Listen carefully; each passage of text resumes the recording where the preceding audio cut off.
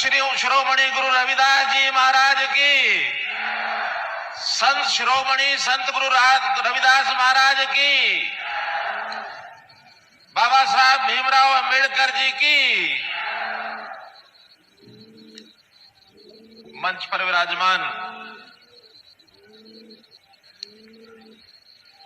हमारे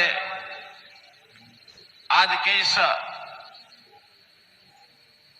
कार्यक्रम के संयोजक, राज्यसभा के हमारे सांसद, मंत्री इस नाते से डॉक्टर कमल गुप्ता जी, हमारी मंत्री बहन कमलेश ढांडा जी, हरियाणा की विधानसभा में हमारे डिप्टी स्पीकर श्री रणवीर गंगवा जी, हमारे श्री रविंद्र बलियाला जी, भारतीय जनता पार्टी के पूर्व अध्यक्ष श्री सुभाष बराला जी, हरियाणा सरकार के पूर्व मंत्री कैप्टन अभिमन्यु जी। बहुत ही प्रसन्नता का विषय है कि संत शिरोमणि गुरु रविदास जी की जयंती मनाने के लिए हम न केवल यहां नरवाड़ा में एकत्र हुए हैं, बल्कि हरियाणा में दो अन्य स्थानों पर इसी प्रकार के कार्यक्रम इस समय चल रहे हैं। एक यमुनानगर में और दूसरा गुरुग्राम में।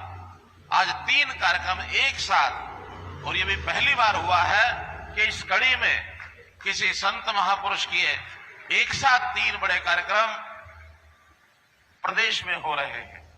जैसे जनता भी यही मानती है, सरकार आएगी तो विकास के काम करेगी, सड़कें बनवाएगी, भवन बनेंगे, स्कूल बनेंगे, अस्पताल बनेंगे, छोटे से बड़े ऐसे जो विकास जिसको दिखने वाले ऐसे विकास, भौतिक विकास, ये अगर करेंगे तो इस समय से लगता है कि बहुत बड़ा काम हो गया है। बहुत सी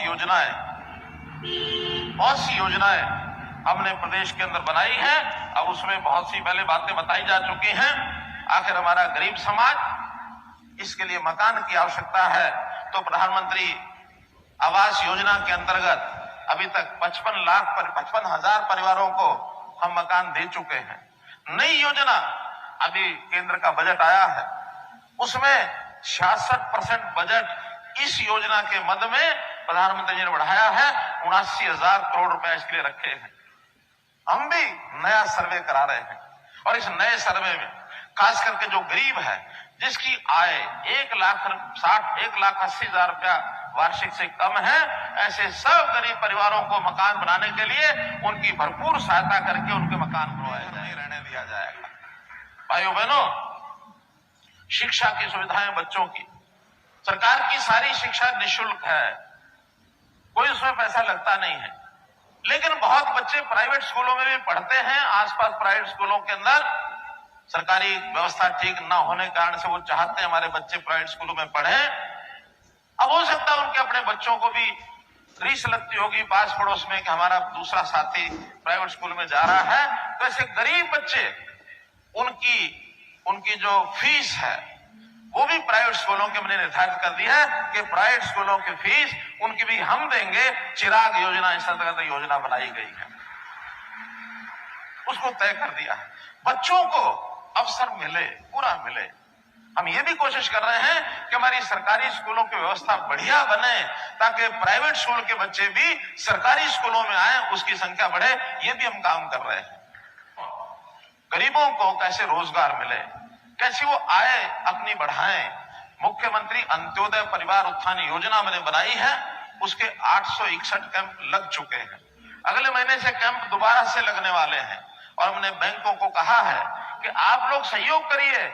जिसको जैसा पैसा लोन चाहिए, चाहे छोटी इंडस्ट्री लगानी है, चाहे उसको कोई अपना गाय भैंस खरीद करके उसके दूध के से अपने परिवार का सेवन करना है, किसी भी प्रकार की सहायता सरकार सब्सिडी और जो देते हैं हम उसमें सुविधा, उसके अलावा बैंकों की ओर से भी उनको लोन सक्षम मिल जाए। अभी तक 32,000 लोगों को ये लोन हमने पिछले साल दिलवाया है।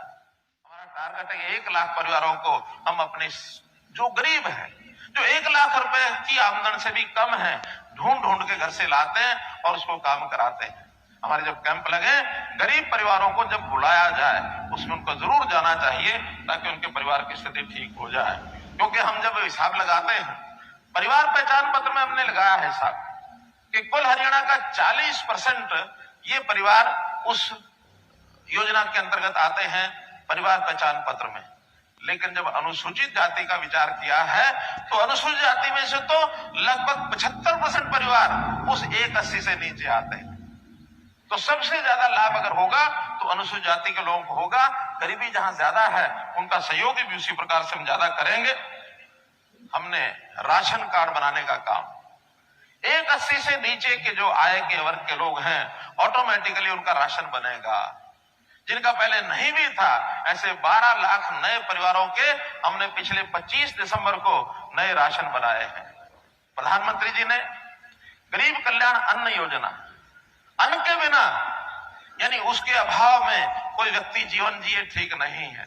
देश भर में इस योजना को 1 साल के लिए और बढ़ाया है, जिसमें पहले तो 1 रुपया 2 रुपए के हिसाब से पैसा लिया जाता था। अब वो 1 रुपया 2 रुपया भी उसको मुफ्त कर दिया है कि इन परिवारों को कोई पैसा नहीं लिया जाएगा, अनाज उनको मुफ्त दिया जाएगा। 1 साल के लिए इसको और बढ़ा दिया आगे। मुख्यमंत्री विवाह शगन योजना में पहले 51,000 रुपया हम देते थे अनुसूचित जाति के लोगों को, अब उसको हमने 71,000 रुपया कर दिया, 20,000 रुपया उसमें बढ़ा दिया है ताकि हमारे परिवारों में किसी प्रकार की कठिनाई न आए। कि हमारी जो आबादी है अनुसूचित जाति की, उसके अंदर पढ़ने वाले बच्चों का प्रतिशत वो लगातार बढ़ रहा है। और ये प्रतिशत बच्चों का, जो बच्चे स्कूली शिक्षा ले रहे हैं वो परसेंट 32% है, 32%। और जिस समाज के बच्चे 30% से ज्यादा पढ़ने लग जाए तो ये मान के चलो कि समाज आगे बढ़ना उसने शुरू किया है। तो आपके बच्चे 32% संख्या में पढ़ाई करते हैं, एक अच्छी बात है, लेकिन इनको ऊंची पढ़ाई, उच्च शिक्षा ये कैसे मिले? और इसमें भी जो प्रतियोगी परीक्षाएं हैं, स्टेट की हैं, सेंटर की हैं, इसकी कोचिंग अनुसूचित जाति के लिए ये कोचिंग मुफ्त कराई जाएगी, कोई पैसा इससे नहीं लिया जाएगा, ताकि आपके बच्चे नौकरियों में और कैसे आगे बढ़ सके।